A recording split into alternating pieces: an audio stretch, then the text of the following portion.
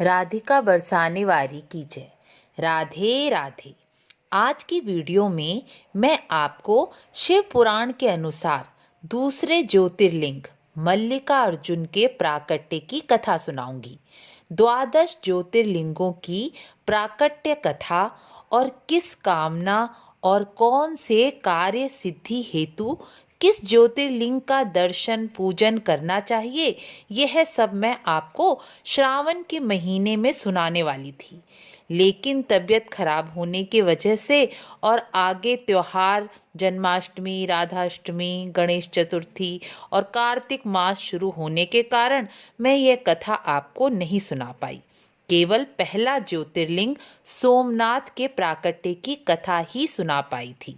तो सोचा शिव गीता सुनाने से पहले द्वादश ज्योतिर्लिंगों की कथा पूर्ण करके ही शिव गीता का प्रारंभ करना चाहिए। तो चलिए वीडियो ज़्यादा लंबी ना करते हुए आज दूसरे ज्योतिर्लिंग की कथा को मैं आपको सुनाती हूँ।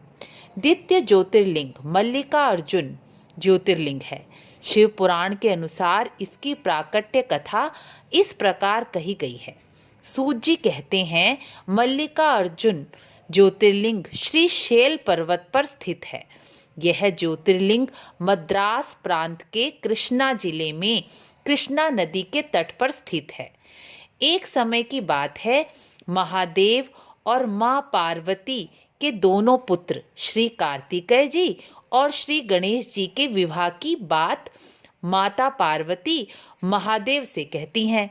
इस पर दोनों भाइयों में किसका विवाह पहले हो, यह चर्चा मां पार्वती महादेव से करती हैं, जिसे सुनकर दोनों भाइयों में विवाद हो गया।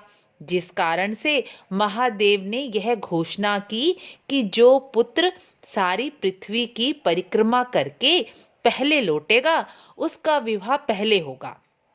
इस बात को सुनकर स्वामी कार्तिकेय जी अपने वाहन मोर पर सवार होकर सारी पृथ्वी की परिक्रमा करने चल दिए। लेकिन गणेश जी ने अपनी बुद्धि का प्रयोग कर महादेव और मां पार्वती को चौकी पर बिठाकर उनकी साथ परिक्रमा कर ली और कहा कि माता पिता के चरणों में सातों लोक और समस्त देवता निवास करते हैं, इसलिए मेरी परिक्रमा तो पूर्ण हो गई। इस पर माता पिता दोनों प्रसन्न होकर दोनों ने उन्हें आशीर्वाद दिया। गणेश जी का विवाह रिद्धि सिद्धि के साथ कर दिया और जब शिवपुत्र कार्तिकेय जी पृथ्वी की परिक्रमा पूरी कर वापस लौटे तो यह जानकर कि गणेश जी का विवाह हो गया है, रुष्ट होकर क्रौंच पर्वत पर चले गए और माता पार्वती और महादेव के अनुरोध करने पर भी नहीं लौटे और वहां से भी 12 कोस दूर और चले गए। तब माता पार्वती और महादेव जी उन्हें मनाने के लिए ज्योतिर्मय स्वरूप धारण कर उन्हीं के पास प्रतिष्ठित हो गए। आज भी महादेव और मां पार्वती पुत्र स्नेहवश पर्व के दिन पुत्र कार्तिकेय को देखने जाया करते हैं। अमावस्या के दिन भगवान शंकर स्वयं वहां जाते हैं और पूर्णमासी के दिन मां पार्वती वहां साक्षात रूप में जाती हैं। उसी दिन से भगवान शिव का मल्लिकार्जुन नामक शिवलिंग तीनों लोकों में प्रसिद्ध हुआ। इसमें मां पार्वती और भगवान शिव दोनों की ज्योति समाहित है। मल्लिका का अर्थ है मां पार्वती और अर्जुन शब्द का अर्थ शिव के लिए कहा गया है। इस लिंग के दर्शन मात्र से ही मनुष्य पापों से मुक्त हो जाता है।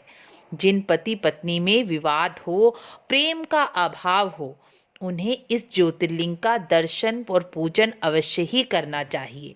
जिनकी संतान संबंधी कोई भी कामना अधूरी हो, वह इस ज्योतिर्लिंग के दर्शन और पूजन से अवश्य ही पूरी होती है। इसमें जरा भी संशय नहीं है। यह शिव पुराण में कहा गया है। यह कथा शिव पुराण में कही गई है और शिव पुराण के अनुसार ही मैं आपको सुना रही हूँ। इस प्रकार दूसरे ज्योतिर्लिंग मल्लिकार्जुन की महिमा कही गई है, जो दर्शन श्रवण मात्र से लोगों के लिए यह सब प्रकार का सुख देने वाली कही गई है। आपको भगवान शिव के ज्योतिर्लिंग की महिमा सुनकर अच्छा लगा हो तो वीडियो को लाइक शेयर सब्सक्राइब अवश्य करें। भगवान शिव के तीसरे ज्योतिर्लिंग की प्राकट्य कथा को लेकर आगे की वीडियो में मिलते हैं। राधे राधे।